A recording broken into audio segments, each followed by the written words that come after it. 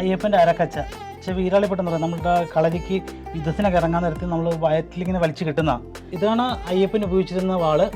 പിന്നെ ഈ വാൾ നമ്മൾ സാധാരണ വാളിന് ഒരു സൈഡ് മുറിച്ച, അല്ലെങ്കിൽ കായംകുളം വാളിന് 2 സൈഡ് മുറിച്ച, ഈ വാളിന് 3 സൈഡ് മുറിച്ചാണ്. ഇതാണ് ചീരപ്പഞ്ചിറ തറവാട്. ഇവിടെയാണ് മാളികപ്പുറത്തമ്മ ജനിച്ച വീട്. ഇവിടെയാണ് അയ്യപ്പന്റെ വാളും ഉടയാട് അരക്കച്ചയും ഉണ്ടെന്ന് പറയപ്പെടുന്നത്. ഈ അമ്പലത്തിന്റെ പേര് മുക്കാൽ വട്ട അയ്യപ്പ ക്ഷേത്രം എന്നാ വെച്ചാൽ അയ്യപ്പന്റെ മുക്കാൽ ഭാഗം ചൈതന്യവും മകരവിളക്ക് ഒരു ദിവസം ഒഴിച്ച് ഇവിടെ കാണുമെന്നാണ്.